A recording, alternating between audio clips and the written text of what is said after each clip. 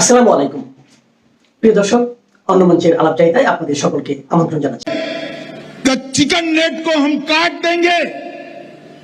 क्यों भाई, कैसे काटोगे? ये कोई पिताजी का भूमि है क्या? ये भारत का भूमि है, कोई इसको हाथ नहीं लगा पाए। দেখলেন হুমকিটা, আমাদের স্বরাষ্ট্রমন্ত্রী অমিত শাহের হুমকিটা দিয়ে প্রথম শুরু করলাম। যে অনেকে লিখছেন না আমরা কিছুই জানতে পারছি না, এমন জিনিস হয়নি কখনো, এগুলো আপনি কি করে বলছেন? অনেকেই অনেক প্রশ্ন করছেন। দোষটা আপনাদের নয়, প্রথমে বলি দোষটা আপনাদের নয়, আপনাদের মিডিয়া সম্পূর্ণ আপনাদের অন্ধকারে রেখেছে।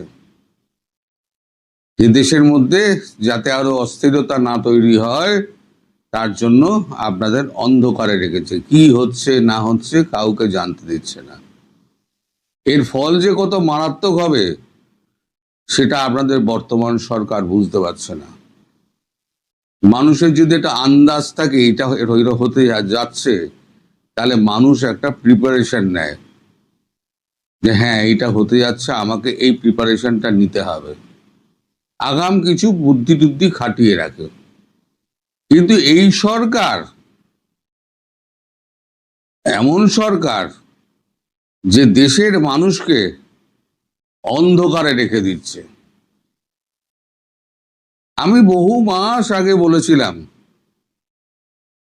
আপনাদের গঙ্গা এবং তিস্তা চুক্তি হবে না।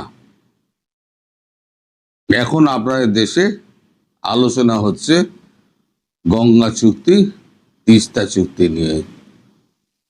অর্থাৎ আমি বলি অনেক আগে, তখন আপনাদের বিশ্বাস হয় না। এটাও বলছি অনেক আগে, কখন কি হবে কিছু বলা যায় না। এখন আপনাদের গঙ্গা চুক্তি, তিস্তা চুক্তি নিয়ে কোনো কথাবার্তা কিন্তু নেই। আগামী গরমের সময় কি হবে না হবে তার কোনো গ্যারান্টি নেই। শেখ হাসিনা ফিরে গেলেই যে সঙ্গে সঙ্গে চুক্তি আবার নবায়ন হয়ে যাবে তারও কোনো অর্থ নেই। কিন্তু শেখ হাসিনা তিনি দেশে ফিরে তিনি নির্বাচনে অংশগ্রহণ করবেন না কি হবে সেটা তো এখন অনিশ্চিত, কবে ফিরবেন তাও অনিশ্চিত।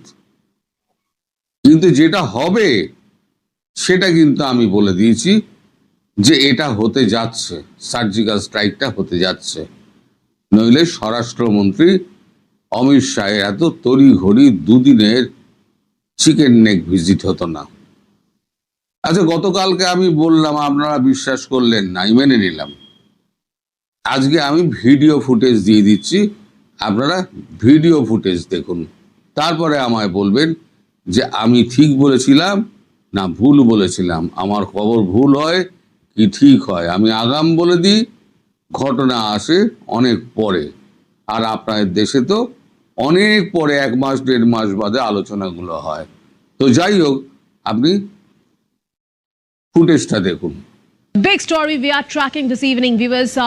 Union Home Minister Amit Shah today chaired a high-level review meeting of the strategic chicken snag or the Siliguri corridor security as well as border management. Shah, who arrived in North Bengal this afternoon, visited the BSF outpost at Jumaganj near the India-Bangladesh border and interacted with the troopers.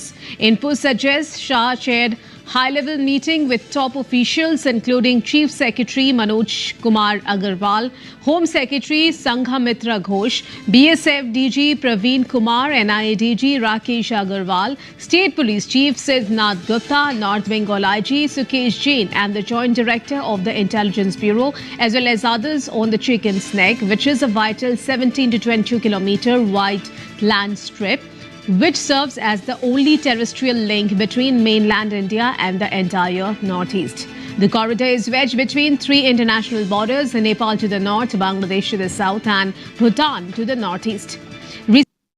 এই যে chicken স্নেকে দাঁড়িয়ে তিনি হুমকিটা দিলেন, कुछ लोगों ने दिल्ली में তো नारे এই लगाए হুমকিটা কাদের चिकन জন্য? नेट को हम काट देंगे। ये तुम्हारा बाप का जगह है, कैसे काटोगे? बाप का जमीन है। पिताजी का भूमि है क्या? ये भारत का भूमि तो है, बुझे कोई নিন इसको हाथ তিনি नहीं কি लगा। বলতে চাইছেন। সব কথা সরকার কিন্তু दिल्ली की पुलिस ने মুখে উচ্চারণ उनको করে जेल না, की বিশেষ सलाखों করে के पीछे डाल दिया। মোদী সরকার তো নয়। इंडी আর अलायंस वाले স্বরাষ্ট্রমন্ত্রীর মতো একজন उनको छुड़वाने के ভারী पीछे পদের पड़े। মানুষ सुप्रीम তিনি তো कोर्ट तक বলবেনই না। उनके सांसद इनकी पैरवी সুতরাং करने के আপনারা लिए যারা गए। লিখছেন, मगर যারা अंत में কুমন্তব্য तो করছেন, सत्य का विजय होता है। सुप्रीम তাদের कोर्ट ने भी আমি কিছুই उनकी বলবো না। जमानत को खारिज कर दिया। ভবিষ্যতের ভোগান্তি আপনাদের আরো অপেক্ষা করছে। আর একটা খবর আগাম দিয়ে রেখে দিই,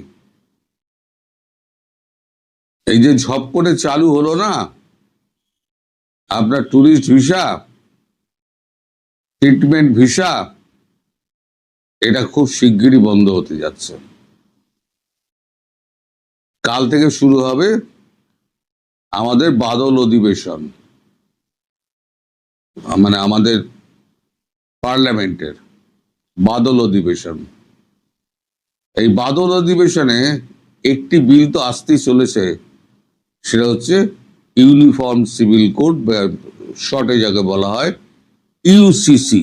একই দেশ একই আইন, এক দেশে দুই আইন চলতে পারে না।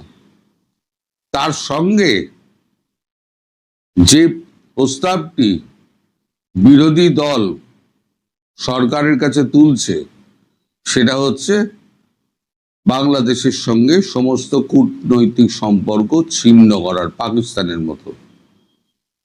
আমরা ব্যবসা করব না, আমরা সম্পর্কও রাখবো না, একটা শত্রু দেশের সঙ্গে যেরকম ব্যবহার করা হয় আমরা সেরকম ব্যবহার করব।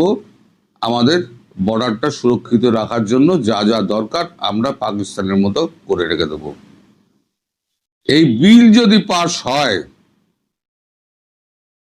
তাহলে আপনারা স্ট্র্যাটেজিক্যালি বাংলাদেশ কতটা গুরুত্বপূর্ণ বাদ দিন, পাকিস্তান কিন্তু আপনাদের থেকে অনেক স্ট্র্যাটেজিক্যালি অনেক বেশি এগিয়ে। কারণ পাকিস্তানের ওখান থেকে আপনার ইউরোপ, বালুচিস্তান, আফগানিস্তান, ইরান হয়ে, তুর্কি হয়ে ইউরোপ চলে যাওয়া যায়। আর আপনাদের এটা তো একটা বদ্ধ ভূমি, আপনাদের যদি বঙ্গোপসাগর আটকে দেওয়া হয় তাহলে পরে আপনারা নড়াচড়া করতে পারবেন না। সেই একটি বৃহৎ দেশ, তার বিরোধী দল যখন এই বিলটি আনার জন্য প্রস্তাব পেশ করছে, সেই প্রস্তাব যদি গৃহীত হয় তাহলে আপনাদের দেশে খাদ্যশস্য পাঠানো থেকে, বিদ্যুৎ পাঠানো থেকে সমস্ত কিছু বন্ধ হয়ে যাবে। আমি জানি না এই প্রস্তাব পাস হবে কিনা, কারণ ভারত সরকার কূটনৈতিক সম্পর্ক ছিন্ন করতে চায় না। এত বছর লড়াই করার পরও কিন্তু পাকিস্তানের সঙ্গে কূটনৈতিক সম্পর্ক ছিল। ইমরান খানের হুমকির পর 2017 সালে সমস্ত কূটনৈতিক সম্পর্ক শেষ করে দেন।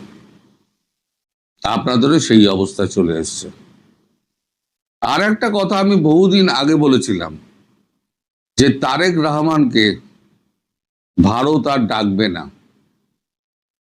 এখন আপনাদের ওখানে আলোচনা হচ্ছে তারেক রহমান ডাক পাচ্ছেন না কেন, বা তিনি ভারতবর্ষে আসছেন না কেন।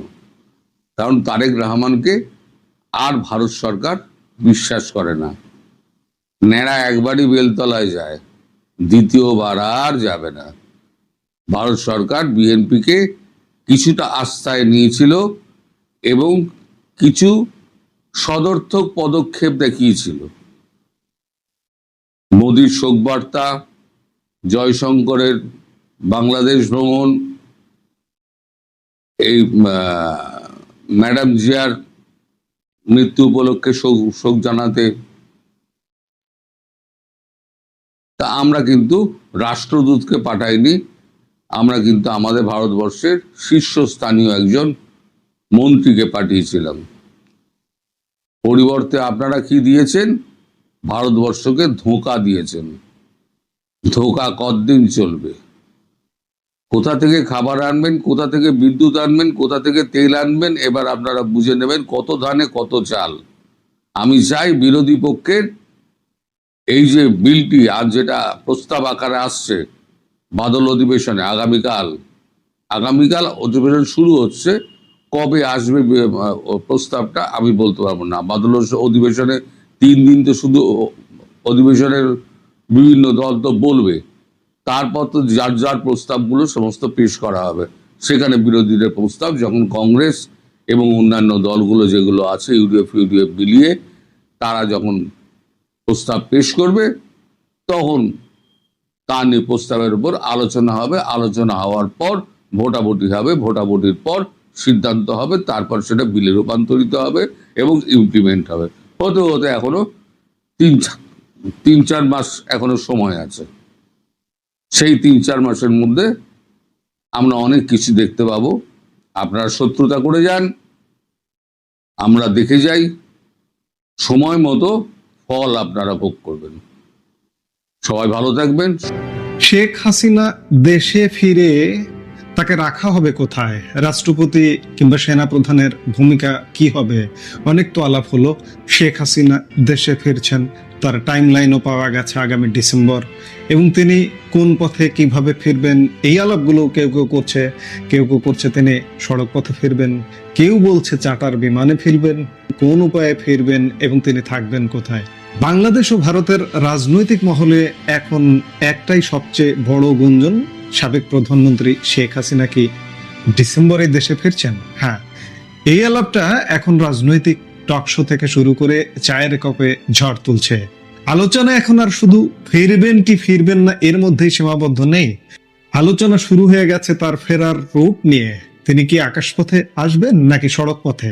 কিন্তু এর চেয়েও বড়, আরো জটিল এবং আরো গুরুত্বপূর্ণ প্রশ্ন, যা এখন ভাববার বিষয়। ধরে নিলাম তিনি যে পথে হোক এলেন, কিন্তু আসার পর তিনি থাকবেন কোথায়? তাকে রাখা হবে কোথায়? কারণ তিনি তো কোনো সাধারণ মানুষ নন, তার জীবনের ওপর রয়েছে মারাত্মক ঝুঁকি। 2024 সালের 5ই অগাস্টের পর খুনিরা তাকে কিভাবে শেষ করতে চেয়েছিল তার লোমহর্ষক বিবরণ কিন্তু ইতিমধ্যে বিভিন্ন ভিডিও বক্তব্যে স্পষ্ট হয়েছে। এবং এদের কেউ কেউ পার্লামেন্টেও আছে, সংসদ সদস্য। এই সংসদ সদস্যরা প্রকাশ্যে ভিডিও বক্তব্যে প্রমাণ রেখে দিয়েছেন যে কিভাবে খুন করতে চেয়েছিলেন, এবং এই ভিডিওগুলো কিন্তু সোশ্যাল মিডিয়ায় ছড়িয়ে ছিটিয়ে আছে। তাহলে কি ক্যান্টনমেন্টে রাখা ছাড়া আর কোনো উপায় আছে? ভারত কি বাংলাদেশ সেনাবাহিনী বা সরকারের সাথে কোনো গোপন চুক্তি বা সংলাপে বসেছে?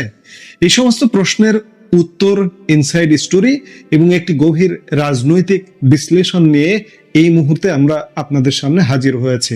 না টেনে পুরো ভিডিওটি দেখুন, কারণ আজ অনেক অজানা সমীকরণ আমরা আলাপ করব। চলুন প্রথমেই কথা বলা যাক তার দেশে ফেরার সম্ভাব্য রূপ নিয়ে। রাজনৈতিক বিশ্লেষক এবং বিভিন্ন সূত্রের বরাত দিয়ে টক শোগুলোতে এখন মূলত বেশ আলাপ হচ্ছে। দুটি পথের কথা মূল আলাপে এসছে টক শোয়ে টকারদের মধ্য থেকে। প্রথমত সড়ক পথ এবং পদ্মা সেতু। দু একজন সাংবাদিক বলবার চেষ্টা করেছেন যে শেখ হাসিনা সড়ক পথে ভারত থেকে বেনাপোল সীমান্ত হয়ে বাংলাদেশে প্রবেশ করবেন, আর বেনাপোল হয়ে তিনি যখন ঢাকার উদ্দেশ্যে রওনা দেবেন তখন তিনি পার হবেন তার নিজের হাতে গড়া, তার রাজনৈতিক ক্যারিয়ারের অন্যতম শ্রেষ্ঠ স্মারক পদ্মা সেতু। কিন্তু কেন বেনাপোল? এখানে একটা চমৎকার কূটনৈতিক সূত্র মেলানো যেতে পারে। আপনারা নিশ্চয়ই লক্ষ্য করেছেন যে ভারতের নয়া হাই কমিশনার যেভাবে বেনাপোল স্থলবন্দর হয়ে বাংলাদেশে এসেছেন, সেটি কি কোনো কাকতালীয় বিষয় ছিল? মনে করাই যেতে পারে যে শেখ হাসিনা যদি এই পথে আসেন তবে পরিস্থিতি কেমন হতে পারে, নিরাপত্তা ব্যবস্থা কেমন থাকবে তা পরখ করার জন্যই হয়তো এই রুট ব্যবহার করেছেন নয়া হাই কমিশনার দীনেশ ত্রিবেদী। অন্যদিকে আরেকটি অংশের দাবি, ভারত সরকার হয়তো শেখ হাসিনার ফেরার জন্য বিশেষ চার্টার বিমানের ব্যবস্থা করবে। তবে একটা বিষয় নিশ্চিত, অনেকেই যেমনটা ভাবছেন যে তিনি সাধারণ যাত্রীর বেশে বিমানের টিকিট কেটে লাইনে দাঁড়িয়ে আসবেন, বিষয়টি মোটেও তেমন নয়। কারণ আগেই বলা হয়েছে তিনি কোনো সাধারণ ব্যক্তি নন।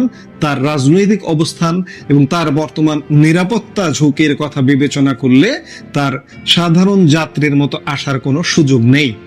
আবার একই সাথে আমরা আসার ওয়েটা আলাপের সাথে সাথে এই আলাপটাও করতে চাই যে বাংলাদেশের একটি শ্রেণী ভাবছেন কিংবা সরকারও ভেবে থাকতে পারেন যে শেখ হাসিনা আসবেন না। কেন আসবেন না? তার দেশ, তার দেশে তিনি আসবেনই। কারণ এর আগেও শেখ হাসিনা আসবেন কি আসবেন না এমন আলাপ হয়েছিল। আপনি যদি 2007 সালের 111 সরকারের সময়ের কথা বলেন তখন, কিংবা আরো আগে 81 সালের কথা বলেন তখন, যে শেখ হাসিনা সহসা আসবেন না, কিন্তু তিনি এসেছেন। এবারও তিনি আসবেন। আমি এই প্রসঙ্গে বিএনপি নেতার কথা বলতে চাই। বিএনপি নেতা বর্তমান প্রধানমন্ত্রী তারেক রহমান, গত অক্টোবরেও কি আপনি জানতেন যে তারেক রহমান দেশে ফিরবেন? নভেম্বরেও জানতেন যে তারেক রহমান দেশে ফিরবেন? আমরা কিন্তু জানতাম না যে তিনি দেশে ফিরবেন। অবশেষে তিনি ডিসেম্বরে দেশে ফিরে এসছেন। কিন্তু কাজে শেখ হাসিনা তো আরো রাজনৈতিকভাবে অনেক অভিজ্ঞ রাজনৈতিক নেতা হিসেবে সারা বিশ্বে তার ভাবমূর্তি ভিন্ন উচ্চতায়। সেই জায়গায় শেখ হাসিনা ফিরবেন যে এটি আপনার বিশ্বাস করতেই হবে, মানতেই হবে।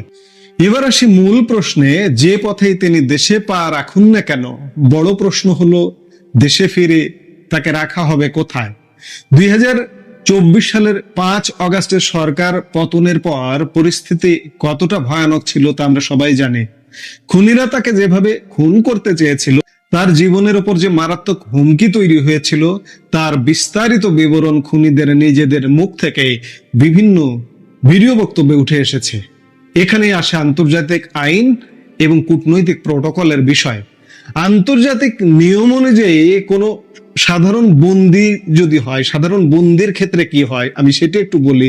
তারপরে রাষ্ট্রনায়ক বাংলাদেশের প্রধানমন্ত্রী শেখ হাসিনার বিষয়ে বলি, যে কোনো বন্দী বা ব্যক্তির যদি সংশ্লিষ্ট দেশে ফিরে যাওয়ার পর প্রাণ সংহার বা খুন হওয়ার আশঙ্কা থাকে, তবে কোনো দেশই সেই বন্দীকে তার নিজ দেশে ফেরত পাঠায় না। আর শেখ হাসিনা তো কোনো সাধারণ বন্দী নন, তিনি বন্দী নন, তিনি উন্মুক্ত জীবনের অধিকারী ভারতে। তিনি ভারতের একজন অত্যন্ত সম্মানিত অতিথি। প্রধানমন্ত্রী হিসেবেই তিনি দিল্লি গিয়েছেন এবং সেখানে অবস্থান করছেন। তাহলে ভারত কি তার নিরাপত্তা নিশ্চিত না করে তাকে বাংলাদেশের হাতে তুলে দেবে? কারণ ভারত যেহেতু তাকে আশ্রয় দিয়েছে, তার জীবন বাঁচানোর দায়িত্ব কিন্তু এখন ভারতের কাঁধে গিয়ে পড়েছে। এই জন্যই বলছি যে নিরাপত্তা নিশ্চিত না হয়ে কখনোই ভারত বাংলাদেশের হাতে তুলে দেবে না, কিংবা বাংলাদেশে তাকে ফেরত পাঠাবে না। কাজে এটি মনে করা যেতেই পারে যে ভারতের কর্তৃপক্ষ নিশ্চয়ই বাংলাদেশ সেনাবাহিনী কিংবা বর্তমান সরকারের সাথে কোনো না কোনো গোপন আলাপ আলোচনা বা শর্ত বিনিময় করছে কিংবা সামনে করবে। শেখ হাসিনার শতভাগ নিরাপত্তা নিশ্চিত করার গ্রিন সিগন্যাল না পাওয়া পর্যন্ত ভারত কোনো পদক্ষেপ নেবে না। এই পুরো রাজনৈতিক চালচিত্রে রাষ্ট্রপতি এবং সেনা প্রধানের ভূমিকা আসলে কি হতে পারে, চলুন এই সমীকরণটা একটু ঠান্ডা মাথায় বোঝা যাক। রাষ্ট্রপতির ভূমিকা, অনেকে বলতে পারেন যে বাংলাদেশের সংবিধানে রাষ্ট্রপতিকে তো বিরাট কোনো ক্ষমতা দেওয়া হয়নি, তাহলে তিনি এখানে কি ফ্যাক্টর? মনে রাখবেন, কিছু কিছু ক্ষেত্রে রাষ্ট্রপতির স্বাক্ষর অত্যন্ত মহামূল্যবান। তার একটি স্বাক্ষর মানুষের বড় বড় সাজাও মওকুফ করে দিতে পারে, সাজা স্থগিত রাখতে পারে। বর্তমান রাজনৈতিক বাস্তবতায় তিনি হয়তো বাধ্য হয়ে আওয়ামী লীগের নিয়োগপ্রাপ্ত রাষ্ট্রপতি হওয়া সত্ত্বেও আওয়ামী লীগের ঐতিহাসিক জয় বাংলা স্লোগানের পরিবর্তে বিভিন্ন অনুষ্ঠান সভা সমাবেশে বিএনপির জিন্দাবাদ বলছেন। কিন্তু রাজনৈতিক বিশ্লেষকরা ভালো করেই জানেন, রাজনীতিকরাও ভালো করেই জানেন তার রাজনৈতিক আদর্শ কি। তিনি মনে প্রাণে একজন খাঁটি আওয়ামী লীগার। পরিস্থিতি একটু অনুকূলে এলে তার মুখ থেকে আবারও জয় বাংলা স্লোগান বের হতে বেশি সময় লাগবে না। এবার আসা যাক সবচেয়ে গুরুত্বপূর্ণ স্তম্ভ সেনা প্রধান প্রসঙ্গে। প্রশ্ন উঠছে, সেনা প্রধান কি ভারতের দেওয়া কূটনৈতিক কন্ডিশন বা শর্তের বাইরে যেতে পারবেন? বিশ্লেষকদের মতে তিনি ব্যক্তিগতভাবে বা আদর্শগতভাবে জামাতপন্থী হলেও প্রাতিষ্ঠানিক ও কূটনৈতিক বাধ্যবাধকতার বাইরে যাওয়ার সুযোগ তার নেই। ঠিক যেভাবে 5 অগাস্ট তিনি পরিস্থিতির বাইরে যেতে পারেননি এবং বাধ্য হয়ে সেনা বিমানে করে শেখ হাসিনাকে নিরাপদে ভারতে রেখে আসার ব্যবস্থা করতে হয়েছিল, ঠিক একইভাবে শেখ হাসিনা যখন দেশে ফিরবেন, আন্তর্জাতিক ও আঞ্চলিক কূটনৈতিক চাপের কারণে সেনাবাহিনী তার নিরাপত্তা নিশ্চিত করতে সম্পূর্ণ বাধ্য থাকবে। তাহলে চূড়ান্ত সিদ্ধান্ত কি দাঁড়ালো? দেশে ফেরার পর যদি রাজনৈতিক বা আইনি কারণে শেখ হাসিনাকে একজন আসামি হিসেবেও বিবেচনা করা হয়, তবুও তার জীবনের নিরাপত্তার স্বার্থে সেনাবাহিনী তাকে প্রোটেকশন দিতে বাধ্য থাকবে। আর এই চরম ঝুঁকিপূর্ণ পরিস্থিতিতে তাকে সাধারণ কোনো কারাগারে রাখা অসম্ভব। তাই একমাত্র নিরাপদ উপায় হলো ক্যান্টনমেন্ট বা সেনানিবাস। সেনানিবাসের ভেতরে সেনা হেফাজতে একটি বিশেষ সাবজেল তৈরি করা হতে পারে। এটি কিন্তু নতুন কিছু নয়। এই মুহূর্তেও যেমন বিচারাধীন বেশ কিছু সেনা কর্মকর্তা ক্যান্টনমেন্টের ভেতরে সাবজেলে বন্দী বা হেফাজতে আছেন, ঠিক সেই মডেলে শেখ হাসিনাকে সেখানে সর্বোচ্চ নিরাপত্তায় রাখা হতে পারে। প্রিয় দর্শক, বাংলাদেশ ও ভারতের ভূ রাজনীতি এবং অভ্যন্তরীণ ক্ষমতার যে টানাপোড়েন, তাতে একটি বিষয় স্পষ্ট: ডিসেম্বরের এই গুঞ্জন যতই পুরনো হোক, এর ভেতরের সমীকরণগুলো কিন্তু অত্যন্ত গভীর। রুট বেনাপোল হোক কিংবা আকাশপথ, সেনাপ্রধান বা রাষ্ট্রপতির অবস্থান যাই হোক না কেন, দিন শেষে শেখ হাসিনার নিরাপত্তা এবং তার ফেরার প্রক্রিয়াটি অত্যন্ত সুনিয়ন্ত্রিত হবে। এবং সামগ্রিক রাজনৈতিক ও কূটনৈতিক হিসাব নিকাশ বিশ্লেষণ করলে মনে হয় শেষ পর্যন্ত পরিস্থিতি ইতিবাচক দিকেই মোড় নিতে যাচ্ছে। শেখ হাসিনা কি সত্যিই সড়ক পথে পদ্মা সেতু হয়ে ফিরবেন, নাকি ক্যান্টনমেন্টের সাবজেলি হতে যাচ্ছে তার পরবর্তী ঠিকানা? এগুলো দেখতে হলে আমাদের নিশ্চয়ই অপেক্ষা করতে হবে। আমরা নিশ্চয়ই দেখব। এই মুহূর্তের ভিডিও থেকে বিদায় নিতে চাইছি।